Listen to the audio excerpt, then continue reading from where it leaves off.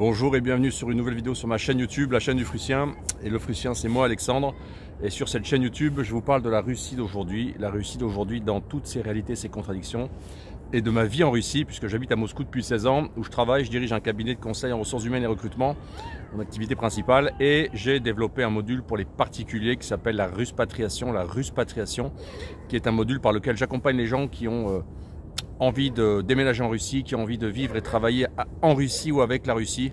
Les gens qui ont un projet de vie professionnel, personnel, économique, culturel avec la Russie, je les accompagne et je leur crée des parcours sur mesure. Je crée l'architecture de leur installation en Russie et je les aide sur toutes les dimensions de leur projet Russie afin qu'ils puissent bénéficier aussi de ce que la vie en Russie apporte et peut apporter et a de formidable, la Russie de 2024. Voilà, et à ce titre, donc je mettrai le lien vers le site de la Ruspatriation dans le descriptif de la vidéo. Et à ce titre, j'ai écrit récemment un livre blanc, il y a quelques mois maintenant, un livre blanc, mais un livre blanc actuel sur la Russie, un livre blanc qui parle des réalités de la Russie d'aujourd'hui. Donc vous pouvez le télécharger, il est gratuit. Télécharger mon livre blanc, je mettrai le lien également dans le descriptif. Et vous pouvez vous abonner à ma newsletter, le Rêve Russe, puisque tous les mardis, en fait, je publie, j'écris, j'envoie une newsletter. Vous êtes déjà prêts, vous êtes un peu plus de 6000 maintenant à la recevoir tous les mardis. Une newsletter, le Rêve Russe. Et vous pouvez vous inscrire, je mettrai le lien également dans le descriptif de la vidéo. Voilà, les enfants qui crient, évidemment, il fait encore beau. Regardez, je suis à l'étang du monastère Novospassky sur les balançoires que la mairie a installées. Là, que j'avais déjà filmé, balançoire couverte. Et puis, je vais vous filmer de l'autre côté. Voilà, en face de moi, pendant que je vous parle, je regarde la tour du monastère Novospassky. Aujourd'hui, je voulais parler quelques réflexions comme ça. Je me suis levé, je me suis dit tiens, je vais faire une vidéo aujourd'hui sans préparation, mais sur l'interview de Tucker Carlson, interview de Vladimir Poutine par Tucker Carlson, qui a eu lieu il y a quelques jours à Moscou, qui a fait beaucoup de bruit. On est à plus de 150 millions, 200 millions de vues, je sais plus. On peut imaginer qu'un humain sur deux va finir par avoir regardé cette interview. C'est l'objectif. Donc, j'ai regardé l'interview 2 fois. Attentivement, parce que tout le monde sait que j'étudie beaucoup Vladimir Poutine, j'observe beaucoup Vladimir Poutine, et voilà moi ce que j'ai compris et ce que j'ai ressenti de cette interview du président de la Fédération de Russie par Tucker Carlson. La première chose c'est Vladimir Poutine. C'est-à-dire qu'en fait, c'était juste une nouvelle démonstration de force mentale, de force spirituelle, de force rhétorique en fait. C'était juste une démonstration du fait que Vladimir Poutine, ben oui, c'est sans doute le plus grand politique du monde actuellement, avec le président chinois. On verra le président chinois après 20 ans de gestion s'il en sortira, mais globalement aujourd'hui je pense que Vladimir Poutine est l'homme politique le plus... c'est le plus grand homme politique de la planète, quoi, tout simplement. C'est De Gaulle, c'est De Gaulle puissance 5, c'est De Gaulle puissance 10. C'est Pierre le Grand avec la compréhension géopolitique de Ivan le Terrible. C'est juste incroyable. Et de vivre en Russie depuis maintenant 15 ans, c'est-à-dire d'avoir accompagné ces 24 premières années de poutinisme pendant près de 16 ans déjà, de voir tout ce qui se passe en Russie, de voir les changements de vie, les changements d'organisation de la société, la façon dont les gens ont changé, la façon dont la vie en Russie s'est améliorée, la façon dont tous les paramètres économiques, démographiques, moraux, sanitaires se sont améliorés. Oui, moi je pense, je l'avais écrit et je le redis parce que je le pense, je crois que le poutinisme, l'héritage de Poutine, c'est que le poutinisme en fait sera le gaullisme applicable à tous les pays du monde. C'est-à-dire que ce sera l'idéologie plausiblement à laquelle se référeront des chefs d'État dans tous les pays du monde pendant très longtemps. C'est-à-dire qu'en fait, ce que le gaullisme n'a pas réussi à être, le poutinisme le deviendra. Je pense que la plupart des pays du monde, du Nouveau Monde, voudront laisser une trace historique comme celle que laisse Poutine. Voilà, donc la première chose que j'ai trouvée dans l'interview, c'est que globalement, Poutine, maître de lui, serein, très à l'aise, confortable et sûr de ce qu'il fait. Voilà, la première chose. La deuxième chose que j'en ressors, moi, c'est la façon dont Poutine a expliqué le dossier ukrainien via l'historique des relations entre l'Amérique et la Russie. Et il en ressort ce que moi je sais, ce que les gens qui s'intéressent à la géopolitique savent, c'est que cette guerre est une guerre américaine, évidemment. Cette guerre est une guerre américaine, c'est que l'Ukraine s'est fait extraire du giron russe et que les Russes ont sans doute été pas assez réactifs là-dessus, mais bon, en 1998, la Russie, en 1999, avec la Serbie, et en 2000, la Russie n'avait pas beaucoup de ressources et avait surtout des contraintes propres qui étaient d'éviter la disparition de l'État. Et donc, elle n'avait pas les moyens de gérer un dossier aussi important à l'extérieur. Et les Américains, je pense, ont bien saisi ça.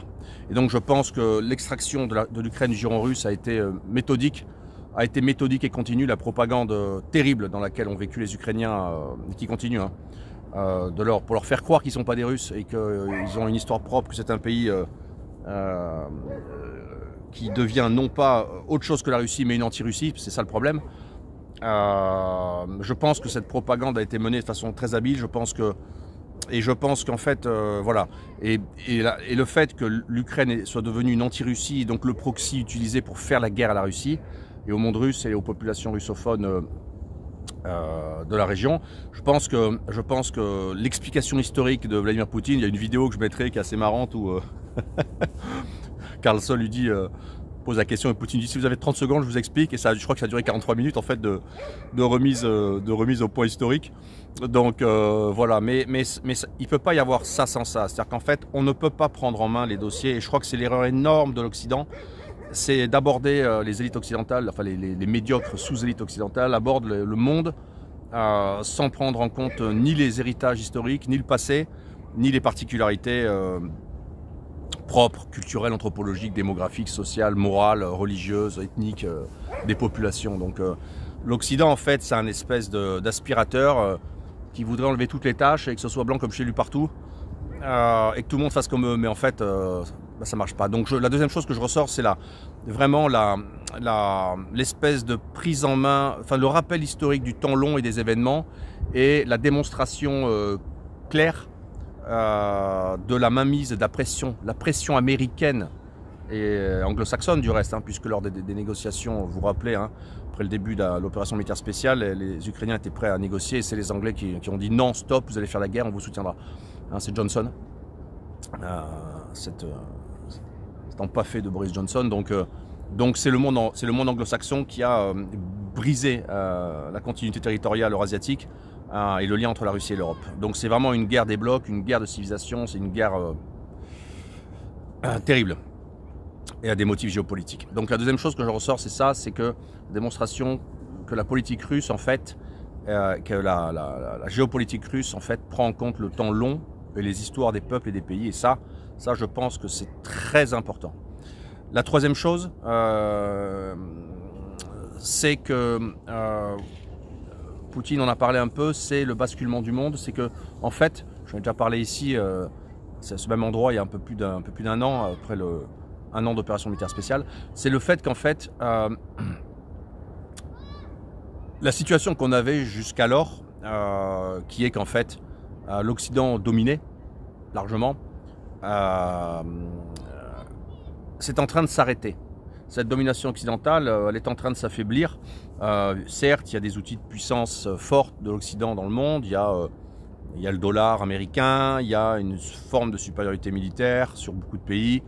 Il y a encore un Occident qui comprend 900 millions de personnes. Donc ça existe, c'est encore là. Mais ça s'affaiblit. Et ça s'affaiblit pourquoi? Ça s'affaiblit parce que le monde change, ça s'affaiblit parce que les autres zones du monde grossissent démographiquement, se développent économiquement, ça s'affaiblit parce qu'en fait, le monde change tout simplement. Et je crois que ce que les élites russes ont bien compris, c'est que la Russie veut accompagner ce changement et veut être part de ce changement. Donc en fait, la Russie, qui est quand même une partie de l'hémisphère nord, qui est une partie, on va dire, eurasiatique de cet Occident global, paradoxalement, elle en fait un peu partie aussi, dans un sens, elle s'en est décrochée, elle en est sortie. Elle en est sortie pour suivre sa voie propre, elle en est sortie pour s'appuyer sur l'Asie, elle en est sortie pour accompagner le développement d'autres zones du monde. Et en fait, l'opération militaire spéciale accélère ça. L'opération militaire spéciale accélère le déclassement occidental, le déclassement de l'Amérique notamment. Le déclassement de l'Amérique comme gendarme du monde, parce que on voit bien que les autres États du monde regardent et voient bien que la Russie en fait s'est pas couchée, et même s'oppose, elle est montée sur le ring et elle combat. Donc en fait, comme il n'y aura pas de victoire américaine, il y aura pour l'Amérique et l'Occident un match nul ou une défaite. Et on se dirige plutôt vers une défaite. Donc globalement, l'Occident sortira de cette affaire comme s'étant trompé, épuisé, et n'aura pas été capable d'imposer la défaite à la Russie. Donc ce sera pour l'Occident une défaite, c'est sûr, c'est quasiment sûr. Donc on va à ce changement du monde. Et moi, ce que j'ai noté dans l'interview, c'est que Poutine, carrément, il a mis la Russie au centre de ce changement. Donc, et c'est clairement expliqué. Et le lendemain de l'interview, le Premier ministre russe, Mishustin, a dit que de toute façon, la Russie allait concentrer maintenant ses efforts avec les pays de la CEI, des BRICS et des BRICS. Donc, c'est les alliés, c'est les voisins déjà, et c'est les pays amicaux. Donc, globalement, la Russie va accélérer le renforcement de sa coopération avec les pays en croissance et les pays du Nouveau Monde. Donc, en fait, l'Occident s'affaiblit aussi parce qu'il manque de sève. Morale, idéologique, religieuse, structurante. Il a des populations vidées, il a une économie endettée, il a une domination militaire qui n'est plus. Et donc les leviers de pouvoir et de puissance sont en train de mourir. Donc le déclassement de l'Occident est inévitable. Et vous qui me regardez, vous qui me suivez, vous qui vous intéressez à la Russie, dites-vous bien que la Russie, je le répète et je le martèle, reste le BRICS européen. Ça reste un pays relativement européen, ça reste un pays dans lequel les Européens sont intégrés, intégrables et peuvent vivre correctement. Et donc ça reste sans doute l'endroit du monde où vous devez considérer déménager. Et si vous avez des velléités de quitter l'Occident et que vous avez des enfants et que vous voulez prendre soin d'eux, la Russie offre tout ce qu'il faut en ce sens. Donc la Russie, BRICS européen, je fais une vidéo, je mettrai le lien dans la description de la vidéo. Voilà. La dernière chose que je voudrais dire sur cette vidéo, c'est qu'en fait, je pense que les Russes, je pense que la Russie, je l'ai déjà dit ici dans une précédente vidéo, les Russes iront maintenant jusqu'au bout. C'est-à-dire qu'il n'y a plus de marche arrière, il n'y a plus de retour en arrière. Et un jour, l'opération militaire spéciale va s'arrêter. Et la Russie se sera agrandie. Alors de combien? De 4 régions, de 6 régions, de 8 régions, dur à dire. Mais ce qu'on sait maintenant, c'est que quand l'opération militaire va s'arrêter, la Russie se sera agrandie. Et que de toute façon, l'Ukraine ou ses sponsors seront obligés de négocier avec la Russie. Et ils ne pourront plus imposer un Minsk 3, un Minsk 4, ça ne marchera plus comme ça. Et derrière tout ça, après la fin de l'opération militaire spéciale, après la fin de la guerre américaine contre la Russie, il n'y aura plus de retour en arrière avec les Européens et les Occidentaux. Donc la confiance est rompue. Et moi je pense que ça va prendre une génération pour que peut-être qu'on revienne sur des dynamiques de resserrage. Mais de toute façon, la face des relations entre les grands blocs de l'hémisphère nord, qui sont la Russie, l'Amérique et l'Europe, en fait, les relations seront reconfigurées. Les relations seront reconfigurées. Donc, au sein de cette reconfiguration, la Russie aura un rôle dominant parce qu'elle sera l'élément de l'hémisphère nord qui sera le plus sans doute connecté et avec le reste du monde. Donc la Russie aura une place particulière dans la nouvelle reconfiguration post-guerre et c'est pour ça que je pense que la Russie a un avenir fort. Voilà, je pense que l'avenir appartient à la Russie. C'est pour ça que moi je parle de siècle russe, parce que je pense que même après Poutine, le poutinisme va continuer et que donc la Russie continuera à être un État qui se renforce industriellement, qui se renforce sur le plan de la souveraineté, qui se renforce militairement. Un État qui a une situation économique bonne, pas d'endettement, peu d'endettement des gens, pas d'endettement de l'État, des ressources colossales, de la place, de l'eau, des matières premières, il y a tout ici. Le pays a tout. Donc voilà, je pense que la place de la Russie dans la grande reconfiguration post-opération militaire spéciale, elle sera très bonne, très forte. Et c'est pour ça que je pense que j'ai fait le bon choix de venir en Russie. Je pense que vous faites le bon choix de vous pencher à venir en Russie. Voilà, Tucker Carlson, Maladietz, vraiment un Américain conservateur qui a montré qu'il en avait dans le pantalon et une interview exceptionnelle. Moi, j'ai trouvé qu'il était KO après. À la fin, quand Poutine lui a raconté l'anecdote du fait que, voilà, les soldats, anecdote militaire, que les soldats russes avaient encerclé un groupe de militaires ukrainiens, leur avaient dit rendez-vous, vous n'avez pas de chance, et que les Ukrainiens ont répondu en russe, Ruski ne sdayutsa, les Russes ne se rendent pas, qui est un proverbe russe, et que donc ils sont tous fait éliminer. terrible. Et qu'après, il a raconté que la pression de l'État ukrainien contre l'Église orthodoxe russe en Ukraine, c'est parce que l'Église permettait de réunifier les âmes des Russes de Russie et des Russes d'Ukraine. Et Tucker Carlson, il a entendu ça, il était KO. Vous avez vu là, les dernières minutes. Extraordinaire. Extraordinaire. Poutine brillant. Tucker Carlson digne. Voilà, j'ai trouvé cette interview exceptionnelle.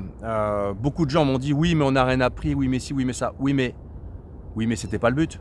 Le but de l'interview, c'était un message pour le reste du monde et notamment le public américain et européen. Donc, d'ailleurs, vous avez vu qu'on n'en parle pas à la télé française. Elle est publiée sur mon blog, l'interview. Je mettrai le lien. Faites-la circuler aux gens que vous connaissez qui lisent ce texte. Le but de cette interview par Tucker Carlson de Poutine, c'était pas un message géopolitique grandiose, c'était d'expliquer que la situation que le monde connaissait actuellement était due à la mauvaise géopolitique agressive des Américains en Eurasie contre la Russie. Et que la Russie avait tenté de négocier, avait tenté de discuter, mais qu'acculée, elle s'est sentie obligée de se défendre. Et c'est ce qu'elle fait.